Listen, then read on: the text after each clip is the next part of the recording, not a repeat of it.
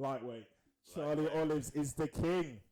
The Bronx. Oliveira. I've said it before and I'll say it again. Nobody is taking that belt in 2022 off Oliveira. I love him.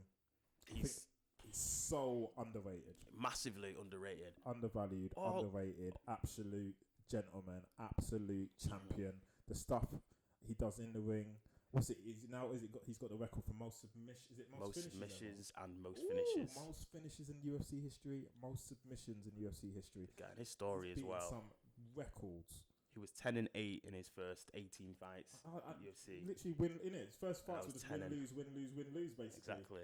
He'd win, one, lose, win, lose. Exactly. And now he's gone 10-0. One of the longest winning streaks. One of the longest active winning streaks behind Kamaru. And his story is just great. Like, his story is great. Where he grew up in Brazil, in the Bronx, literally means favelas or something like that, doesn't it? Go. So, but his ground game is just untouchable. I think, and I've said this before as well. I think the only legitimate challenge to his title is Islam Makhachev, and I would love to see that fight. Be like two Spider-Men just going at it on the mat. Let him go to the ground. Islam, take him down. If you submit him, fair play. But if you take him to the ground, you best believe that he's going to be on you. He's going to be on you, trying triangle chokes, trying Kimuras, all of these. Two tarantulas just going at it. That's but the fight to make. Obviously, I think we were joking offline. Maybe it's time he got that laser eye surgery. I'm just saying, because I'm all about the specs. Are you listening, Charles? I love you, Charlie Olives, but the last two first rounds against Chandler and against Poirier, you took some serious damage in that first round. In both times, you were floored significantly. And I just feel that it's because, you've taken your glasses off, which you have to do when you go into the octagon. But then your equilibrium doesn't quite, takes a little bit of a while to kick in before you see straight. You see maybe 3 dustins as opposed to just the one. And then you literally give them a round. You did the same against Charlie. You literally gave him the first round. Mm-hmm. And then I think they punched you a few times and your eyes went, right, focus on the middle one. It's the middle one. And then you just turn it up. But that submission to climb up his back and just choke him out. Only Charlie Olives could do that. Yeah, potentially the only person in the UFC now who's at that level. Top class. And his knees, I love his knees to the body. His high knees and knees to the body, absolute filth. Justin said afterwards that it wasn't the knees that hurt him. Really? Absolute filth. So obviously we've got a division of absolute killers at lightweight. Mm-hmm. We got Justin the Highlight Will Gaethje. Okay, that's number one. That's got to be next. That's got to be next fight. That's got to be next. Only goes one way though. Only goes one way. Got to. The Bronx. I just think he's got too many tools, and I think there's actually probably a bigger conversation piece. But I think not too long ago we were talking about that evolution and the way things are going. Yeah. I think when we think about all the champions now, they've all evolved to the extent where they're very, very good on areas outside of just the stand up. That's we're getting to that point where you need to be good everywhere. You can be a specialist in one, but you can't. I don't want to talk about Conor at all, but i.e. Conor's ground game. You can't be a Conor in this era now and have no ground game and just rely on that magical left hook or whatever he used to have, that mystical power he had. You've got to be able to go to the ground and survive. And even Dustin, as much as he had that tactic in that second round where, you know what, I know I can't be at your level, but I know I can take a round of ground and pound off. And that was the tactic that Dean Thomas called out on the night, that the corner backs up and said, you did well to just take the ground and pound. Yeah. But to be a champion, you need to either be... You need to have at least 2 incredible strings to your bow. You can't just have the one now. It's mixed martial arts. 100%. You have to bring all aspects of the game. 100%. You if you're very top heavy, you're not... you're not gonna get very far. But what's his name? Khabib. Khabib did it very well because Khabib's level of sambo wrestling was so high. But you can't just be a sambo wrestler. That's not going to get you anywhere. But then towards the end of the career, remember, his submissions. Started punching. He started punching. He knocked Conor down from one of them. I think Gagey took a few of him as well. Yeah. And he evolved his game. But that's the thing, things that complement each other. And Charlie Olives now, the Bronx, he is coming up with that striking. Yeah, 100%. He's done that this year, and he's had some absolute brawls this year. Chandler, he put Chandler out. Gagey couldn't put Chandler out. He put Chandler out with a left hook. Yeah, a hook. Hard Chandler. Talk to me. Come on. Very true.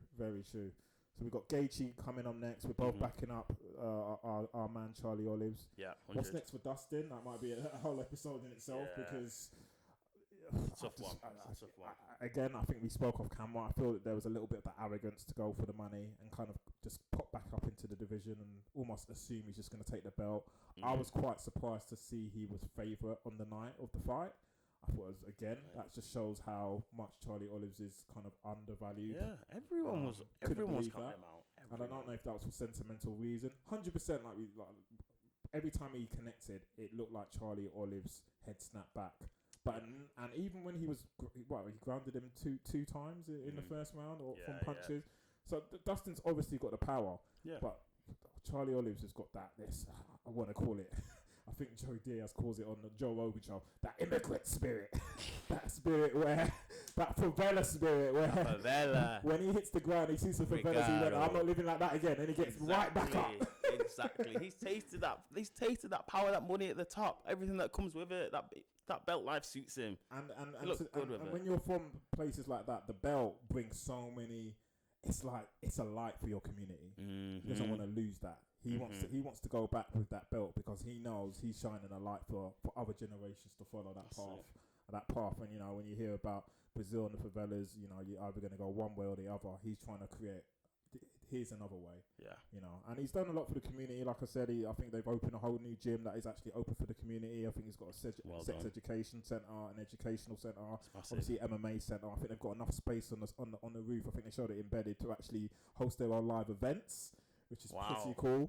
Okay. So, end of the year 2022, who's going to have the lightweight strap? Charles Del Bronx Oliveira. Gosh, we're not moving off, are we? It's not.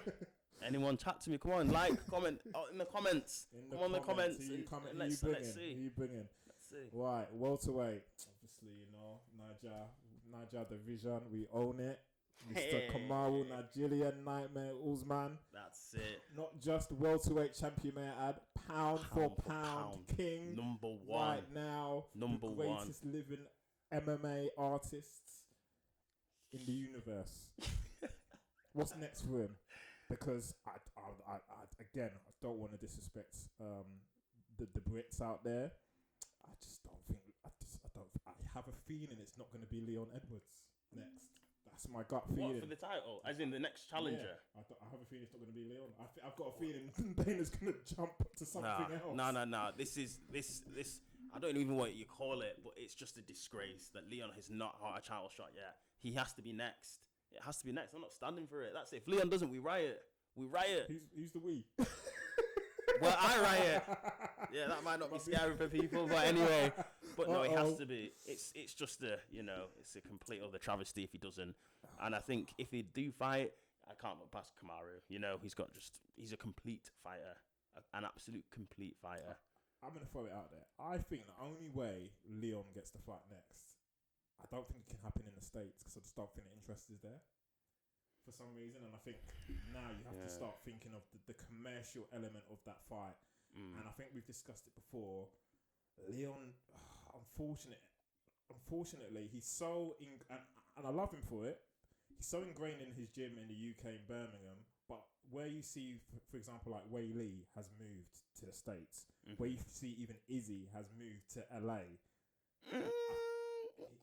He has. He's moved to LA. I don't think he has. He's moved to LA. Really? Yes. Okay. Yes. Okay. Yes. I'm behind the time. If he hasn't moved, he's got the green card to move to LA. Okay. If it's COVID that's blocked him moving, he's got the green card to move to LA. Fair play. I believe. So, Leon, what are you doing to, in effect, get the US market to buy you? Because I don't think it's going to happen in the American market. I can see if, for example, UK were to open up again, Dana could potentially go, look, we've never had a world championship fight in Europe. This could be the first one for Europe, and it's a Brit potentially. Or potentially, you know what? We'll see what happens with Ngannou and Kane. Maybe we have a card in Africa. Maybe Leon's got a little, all black main co-event, so to speak, even though he's Jamaican British, but obviously, the roots are there.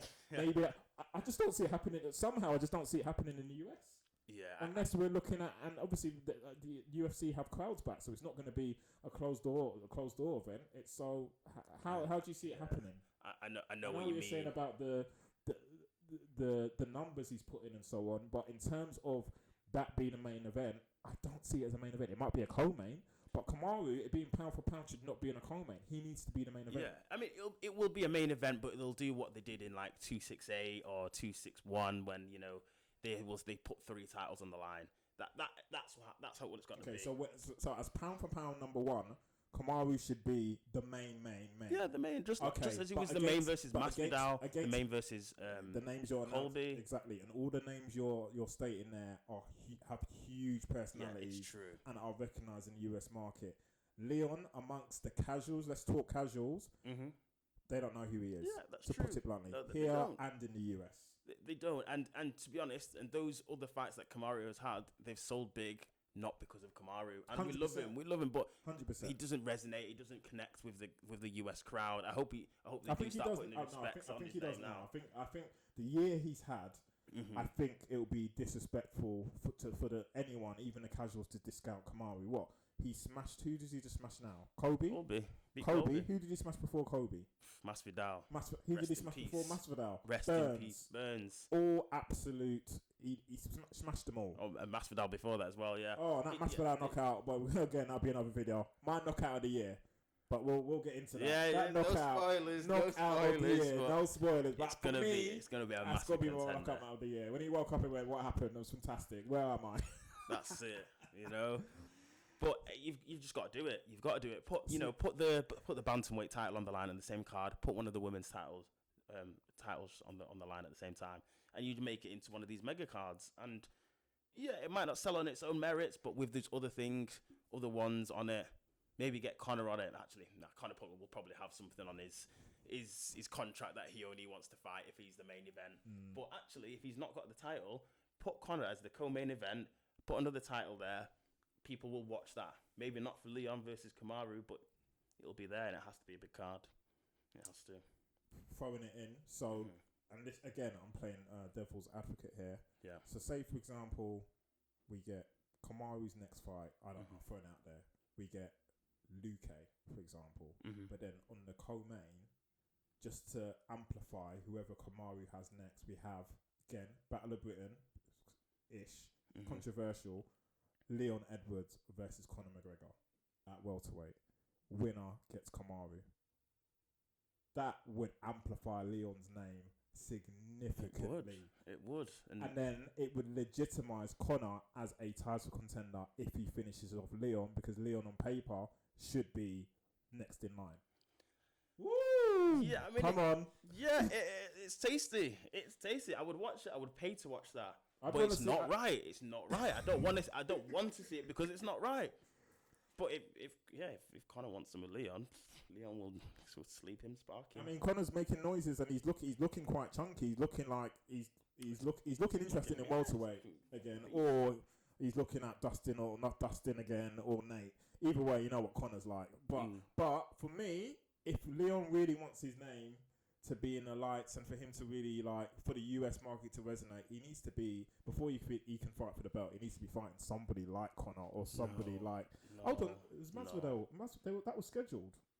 Him and Masvidal. That was scheduled. Yeah, it was supposed to be in that 269. Yes. It was supposed to be 269. So that's exactly that scale fight. So he needs, as bad as it sounds, he needs either Street Jesus or Conor on his Street Judas. Street Judas. He needs one of those two and a W in his column to legitimize the US crowd buying into him to go up, and that's what was meant to be. That's what was meant to happen. It was, but I'm sorry. So, yeah, if you're Leon, and I think I've said this before, my advice to Leon is you don't fight until you have that title shot. Simple. He's tried that, and then he ended up sitting out for 18 months, almost 2 years, and then he came back with that. Was it Bilal Muhammad and the eye poke? Eye poke is true, yeah. And now Bilal Muhammad is absolutely flying up the rankings because Leon's at number 3, and Bilal Muhammad's now number 5 after finishing off Wonderboy. Really? That was I don't know if you saw that. That was on the Fight Night. Yeah, I saw it. Absolute bullied him. I saw it. We were talking about dimensions. He went up against a super striker and just literally ground and grappled him, wrestled him. It was a masterclass. I was surprised at how one-sided that was. But do you know what? Everyone was talking about it. It was a great performance, but is it new? It's nothing new. Wonderboy Thompson, when's his last win? Maybe coming out 3 years. Gilbert Burns did the same thing, although Bilal's performance was better. But Gilbert Burns he put the the template of how to beat Wonderboy. I'm not gonna lie, I was surprised though. I mean, because you looked at the rankings. I think Bilal Muhammad went into that fight was 11th. Really? Ranked 11, yeah. Wonderboy was at 5, so it was a lot of stakes either way. And Bilal Muhammad, at the end of the day, took the opportunity. For me, again, we'll talk about this in probably Is She Done episode. Wonderboy, he calls himself Wonderboy, he's 40 years old, so Wonder Man, Wonder 40-year-old. Yeah. I think he's done. I don't really know what he's still hanging around for. He's 40. That division as well, it's gone past him. It's gone past 100%. So... Leon Edwards, we've got a few ideas if you want to speak to some consultants here. Yeah. Welterweight division, it's a no-brainer for both of us biased Nigerians in the room. Kamaru Usman with the strap. Let's just streaking up to be the greatest welterweight of all time. Streaking up to, for me, he's already the greatest. You think he's already there? He's pound for pound king at the moment in time. For me, he's already. Long may it continue. Indeed. The only thing I would say before we move on the welterweight is there's a boogeyman in the welterweight division. Who's the bogey? His name is Khamzat Chimaev.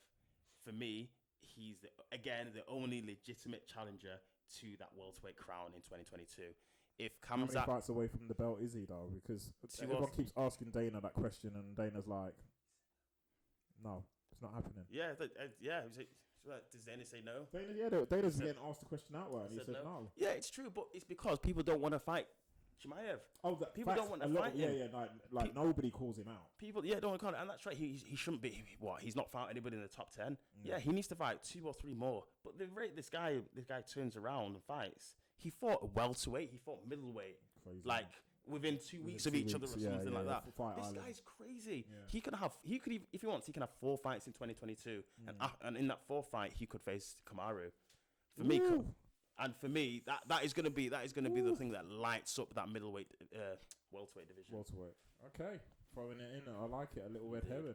Let's watch this space. Indeed. Over to middleweights. Oh, sorry for you guys who got any Ghanaians listening. It's another Nigerian. Don't know if there's any Ghanaian champions. We got our guy Izzy. Absolutely love his YouTube, by the way. His reaction videos, inspirational. Absolutely best on YouTube. Fantastic. Yeah, we're not scared to shout out other channels here. Big up Izzy and his brother, what they're doing. So entertaining. Right, middleweight. Has Izzy got a fight in the diary? This will be a quick one. Oh, he's got a fight, Bobby Knuckles. Is that already booked in with Whittaker? Yeah, and that's going to be a great fight. For me, I see Israel winning it, but the way that Robert Whittaker has just turned away those 3 fights, or just not turned away, but just beat those last 3 contenders, it's going to be a great fight. But for me, Izzy. Has Izzy already cleaned out the division? I think he's doing laps now. He is, isn't it? He's doing a Kamaru where he's like, I'm looking at the division and I'm like, he's beaten Vettori, he's beaten Brunson, he's beaten Paulo Costa. Everyone's, I don't know, him and Darren Till keep getting into it in Twitter in a nice way. Yeah, he likes Darren Till. He wants Darren Till to like go on the street because I think he likes the matchup. He knows like the press conferences and everything are going to be super entertaining. He wants to be entertained in the process of training. Exactly. And he keeps, and Darren Till, every time he's like, yes, he's going to get there, oh no, it's another L. I really get so frustrated watching Darren Till because I love him. He's such a character. Although he's a Scouser, you know. Yeah, still love my Scouts. Love Scouts there, best you know. People. After the Mancunians, 0161, money on the map. Come on, but we do love the Scouts. I love Paddy the Baddy. I love all of those guys. But I'm in his corner. I want him to win. And it's funny you should say that. Is that the issue with Scousers though? I saw a clip of Paddy the Baddy before. My gosh, the guy's put on weight, and I know Darren Till does the same. He balloons up. Is that their issue where they just can't stay off the Gregs or the Swayers or whatever and just get on it? Because Paddy the Baddy looks like Paddy the Paddy right now. He does not look like a baddie. Loves a steak bake. Oh my gosh, these guys absolutely like. Is it a Scouts thing where you like literally in between training camps they just enjoy life? They enjoy the pies. It just reminds me a little bit of Ricky Hatton, and he's Mancunian, isn't he? Back in the day where in between fights, like fighting Pacquiao and Mayweather, would absolutely be in the pub throwing darts, eating all the Guinness, eating all the pies. It's the Northerners. Anyway, Northwest. Yeah, that's how we roll. I'm not going to get regional because I'm a Southern Fairy and I don't want to get bullied. So 2 pints of lager and a packet of crisps, please. So end of the year, as you know, Izzy's already kind of lapping his division with ease. We're kind of backing Izzy. Back in Izzy. I think the only fresh fights I want to see, Conor. Again, Izzy does the same thing with Conor. He wants him to do well. Yeah. That fight only goes one way. Yeah. Jack Command, he's even fought Jack Comanton, I'm sure of it. Sean Strickland, if he can get runs, but Izzy, if Izzy beats, actually, Robert, I don't know his name. There's that guy who he's lost to in kickboxing. His only defeat. He's just been signed. Alex Pereira. Did you see his first fight as well? I did. That flying knee. He's been signed to the UFC. That's obviously. Come on, Alex. You see, I'm getting excited about this. Okay, so that for me is the guy who's unranked and isn't even like in the rankings yet is the guy who excites me the most because of the history there. That would just be ultimately a kickboxing match. He's the only person to ever defeat Izzy in MMA. In anything. Yeah, in anything. Yeah. That would be fun. And actually, no, just kickboxing. He's not being defeated in MMA, but kickboxing. Yeah. But he looks very similar to Izzy. He's got the size. He's long. He's big. Yeah. I think that might be styles makes fight. That might be the style that would cause Izzy problems. They brought him in for a reason. Exactly. Yeah, he needs to go on. I want to see him five wins before he gets the title shot though. 5 wins. We'll see. Fun.